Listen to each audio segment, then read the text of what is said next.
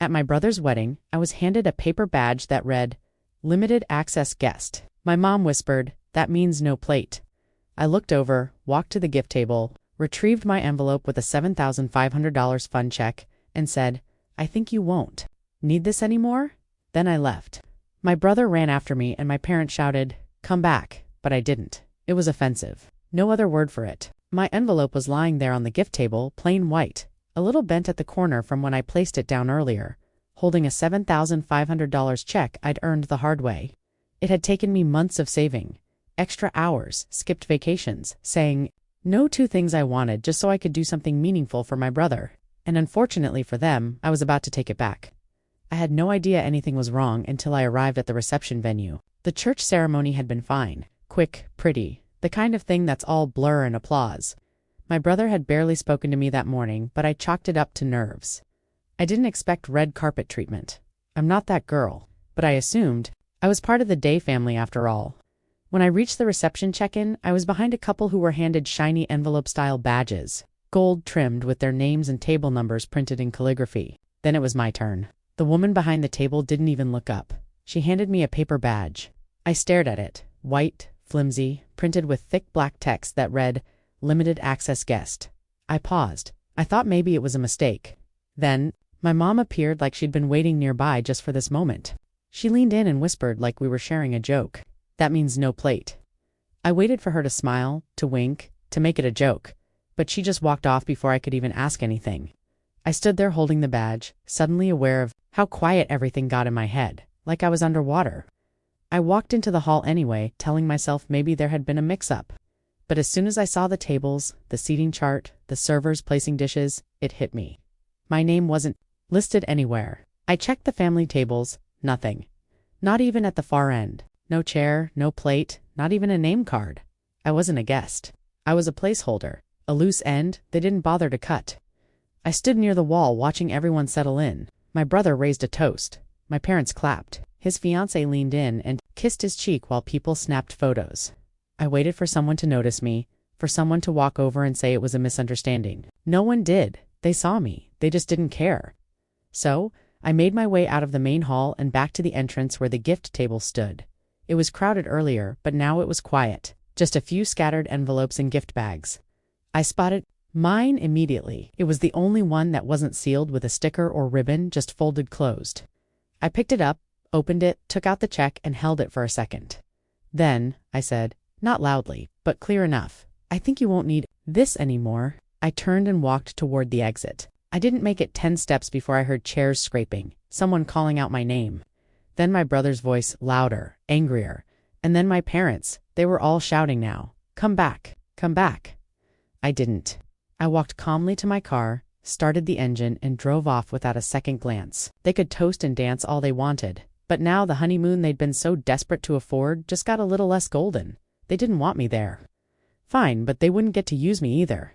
I didn't sleep that night. Not because I was angry, though I was, but because everything that happened kept running through my head in perfect detail over and over. Like it was burned into the inside of my eyelids. I couldn't stop thinking about that envelope sitting on the gift table. How proud I was when I dropped it off. I thought I was doing something good, something meaningful. I thought I was part of something. Instead, I was the girl with the paper badge. The girl who didn't get a seat. The girl whose own family decided she didn't quite belong. That wasn't some oversight. That wasn't a mistake. That was deliberate. By morning, the text started. First my mom, then my dad, then my brother. "Can we talk? Please don't make this a thing. Let's not ruin the weekend." No one said they were sorry. No one admitted anything. It was all deflection and sugar. As if my reaction was the problem, not their treatment. My mom actually wrote, "We assumed you'd be okay with standing, since you always say you don't care about fancy stuff."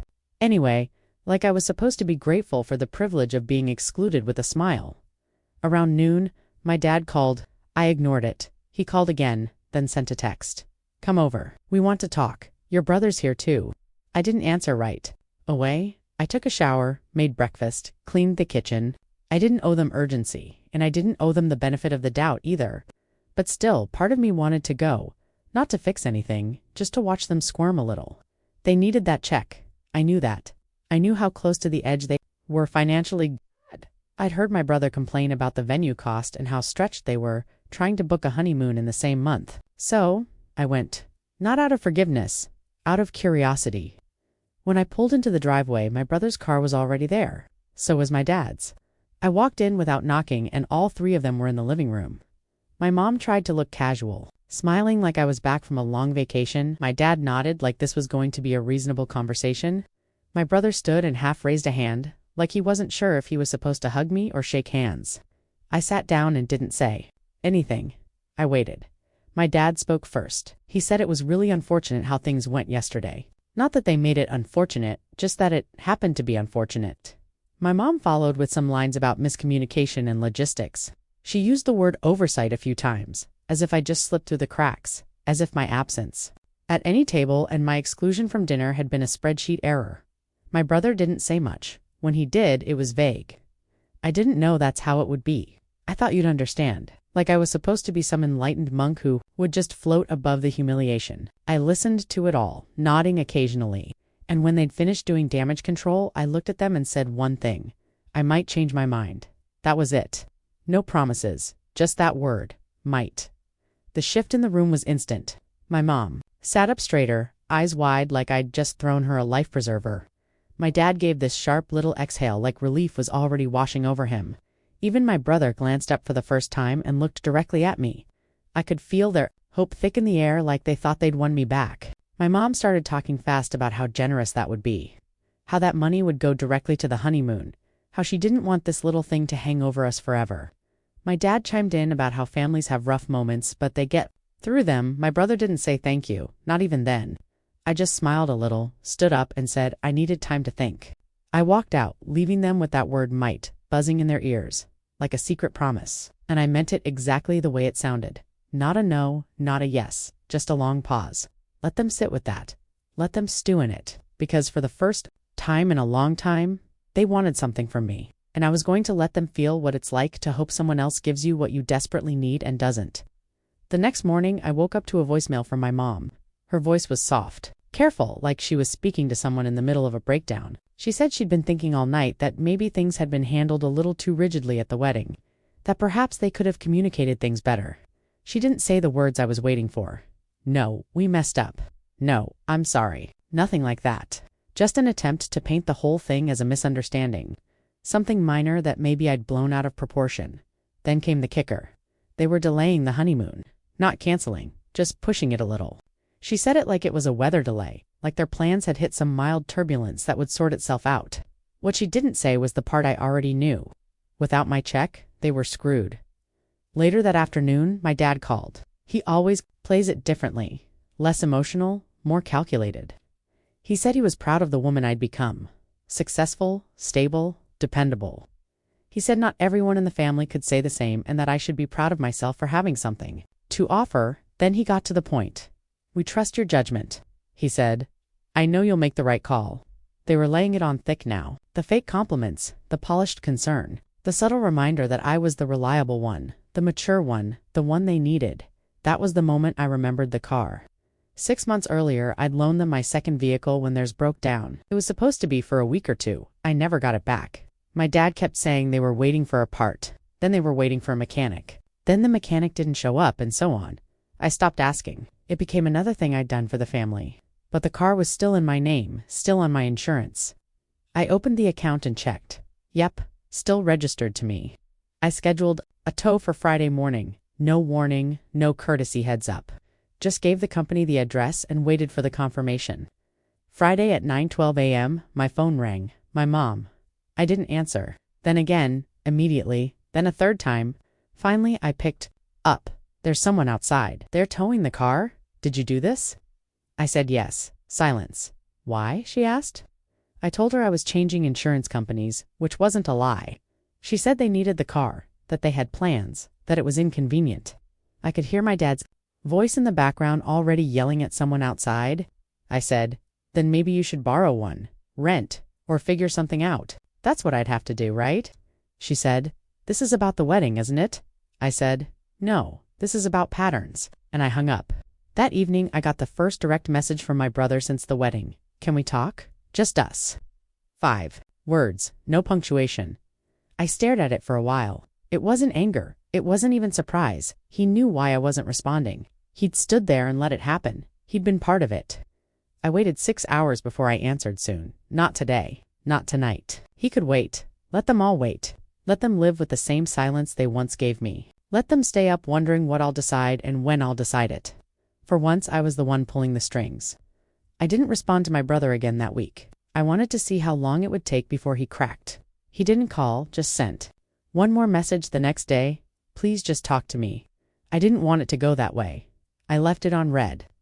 Meanwhile, the silence from my parents was almost louder. No follow-ups, no apologies, no explanations, which told me two things. First, they were panicking. And second, they were trying to figure out how to save face if I decided to burn the whole bridge.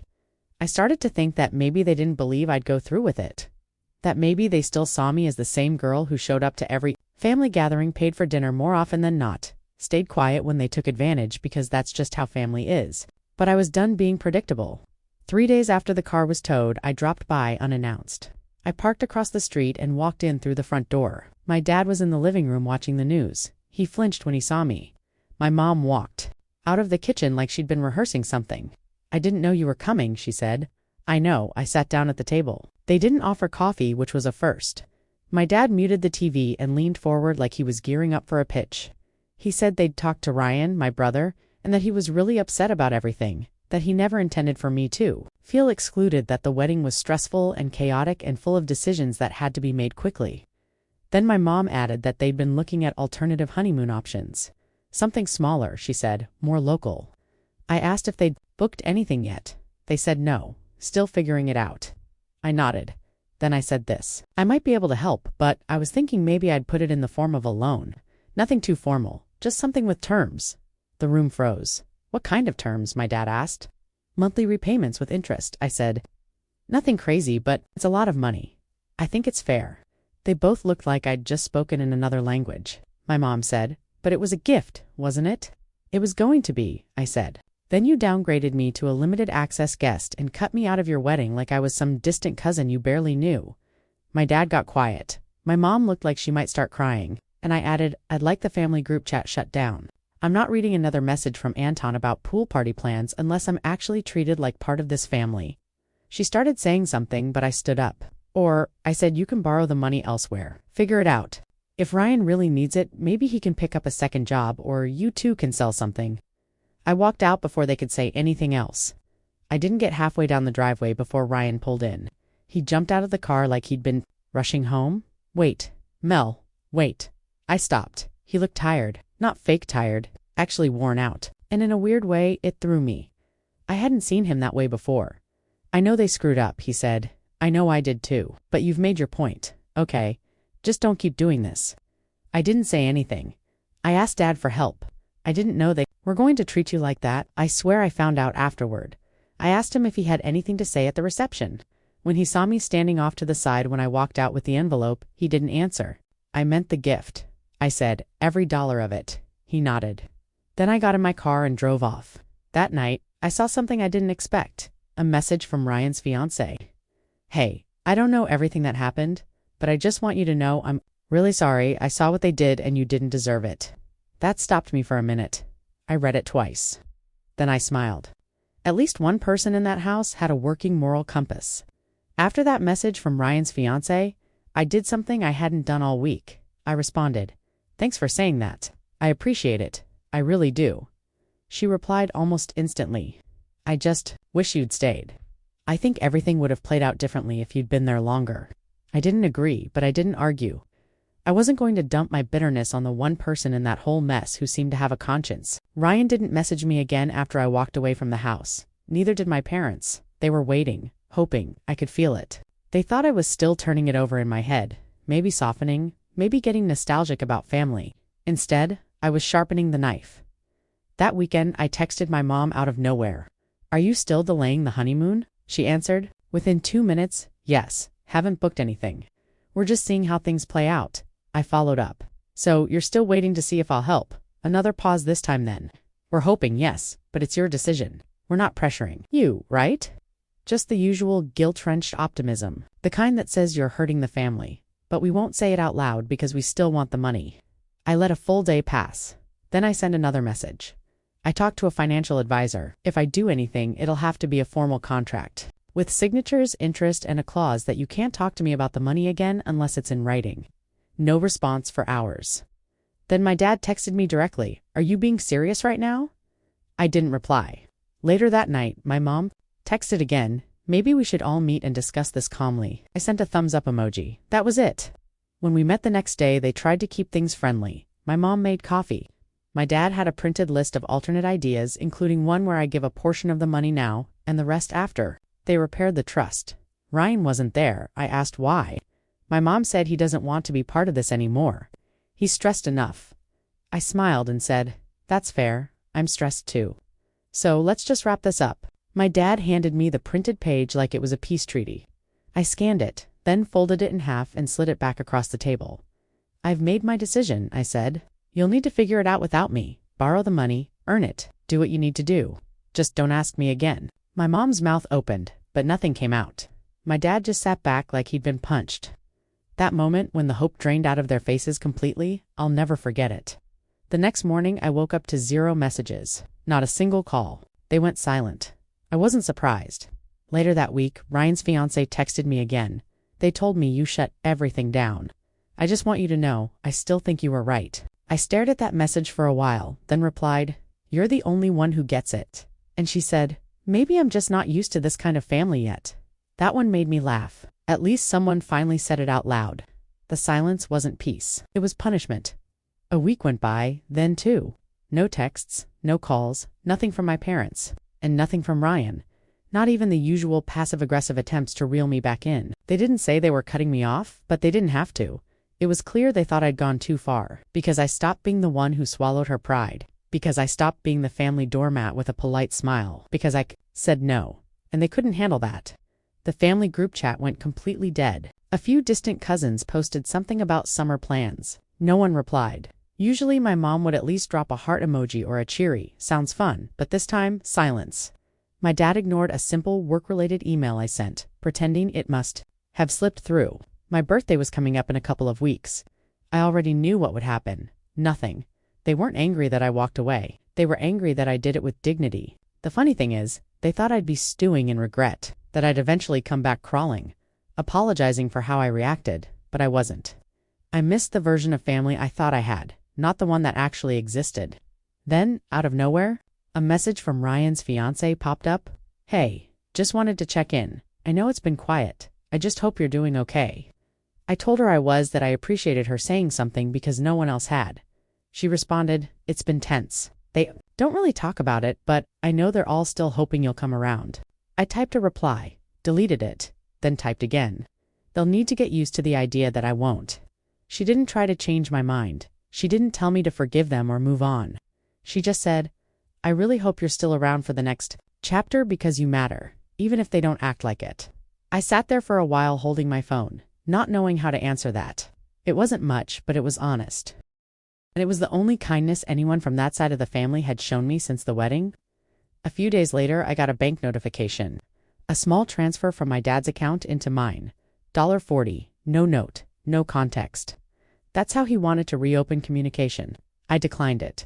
That same day, I canceled the birthday dinner reservation I'd made weeks ago. The one I'd been holding on to just in case they pulled their heads out of the sand. It was supposed to be at this small restaurant I liked. Nothing fancy, just quiet and good. Instead, I ordered takeout and ate alone on my porch with a beer. Peaceful, simple, no paper badges. And for the first time in a long time, I didn't feel like something was missing. They thought they'd frozen me out. What they didn't realize was I'd already left. The update had been a little over a month, long enough for the silence to settle, in like mold, slow, quiet, and unmistakably permanent. I stopped expecting texts. I stopped checking the family group chat. I didn't even get the usual chain emails my mom forwarded once a week without reading. Ryan had disappeared completely. Not a word since I turned them down. I figured he was done with me, or more likely, he'd chosen not to deal with the mess, because facing it meant admitting he played a part. I'd moved on mostly, at least on the surface. I was back to work, eating better, sleeping okay. I even started looking into a trip I'd been putting off for years. Somewhere far, somewhere they couldn't reach. Then one random Thursday night, everything cracked open again. I was half asleep on the couch, something mindless playing on the TV, when I saw a notification from an unknown number. I almost ignored it, but the first line made me sit up. "Hey, I hope this isn't too weird, but I really need to tell you something. It's about the wedding and your brother. I wasn't sure if I should reach out, but I feel like you deserve to know." I blinked. The number had no name attached, just a local area code. I kept reading. "This is Carrara's cousin. I helped organize parts of the wedding, seating, RSVP stuff, all of it." I saw the original guest list. "You were listed as family, full access, seated at the same table as your parents and Ryan." Another message followed seconds later. "3 days before the wedding, your mom changed it. She emailed a revised list. You were the only name that was moved. Ryan approved it." I remember thinking it felt weird, but figured it was a family thing.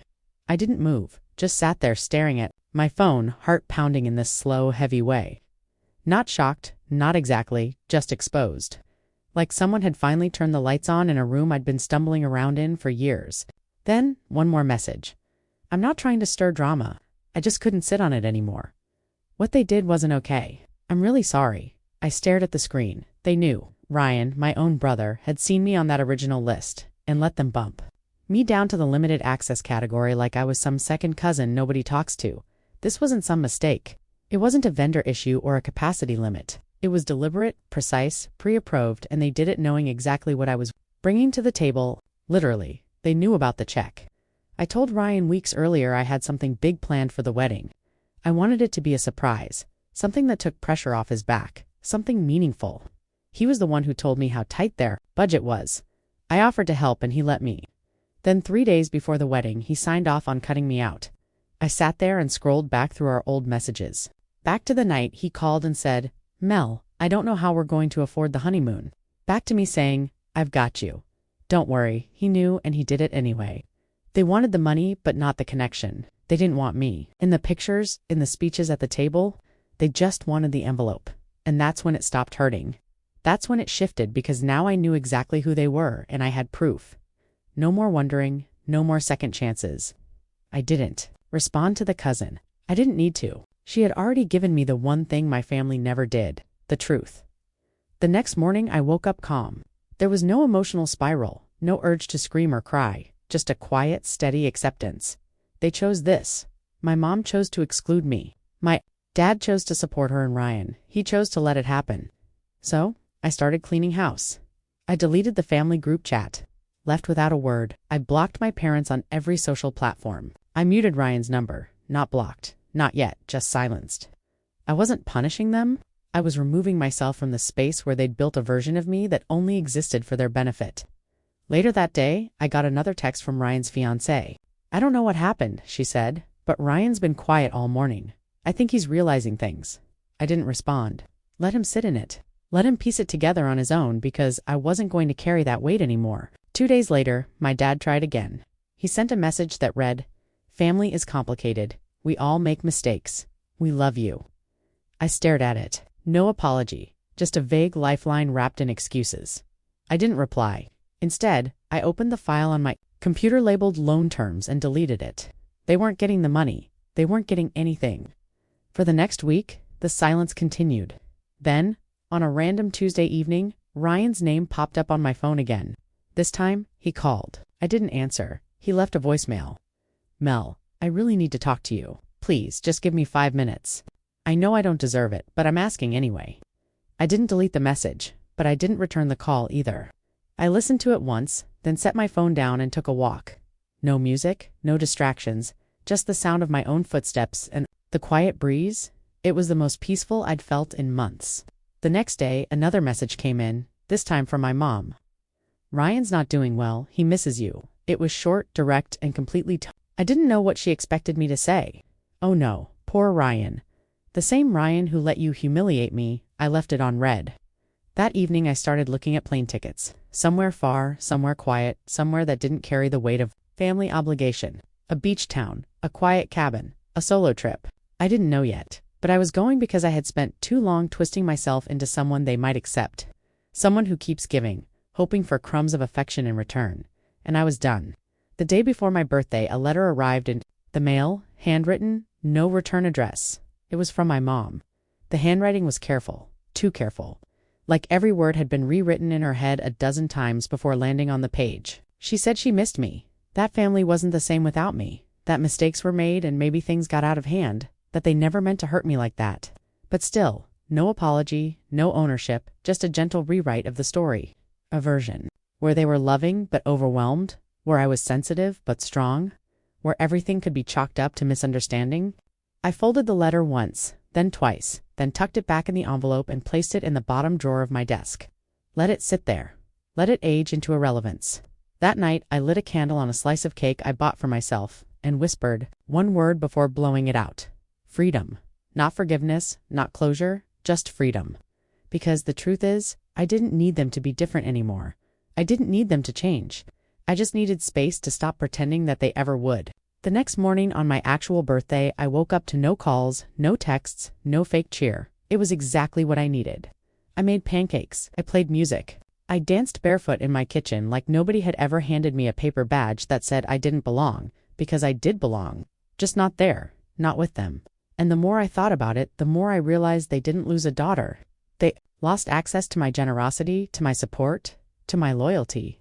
I still had all those things. I just wasn't giving them to people who treated me like an afterthought. 2 days after my birthday, I got another message from Ryan's fiancé. Hey, just checking in again. I hope you had a good birthday. I know this isn't my place, but I just wanted to say I'm still really sorry. I replied, thank you. That means a lot. She responded, they still haven't really talked about it. Not directly, but I can tell it's eating at Ryan. I just don't think he knows what to do. I didn't reply right away. I sat with it because here's the thing. I believed her. I believed that Ryan was probably sitting there stewing, turning it over in his head, playing both sides of the story on a loop. But I also knew something else. He could have said something at any point at the wedding, at the house, in any of the weeks since, and he hadn't. Instead, he'd waited, watched, measured his moves, hoping I'd be the one to crack first. But not this time. That weekend, I finally booked the trip. 3 days in a coastal town I'd never been to.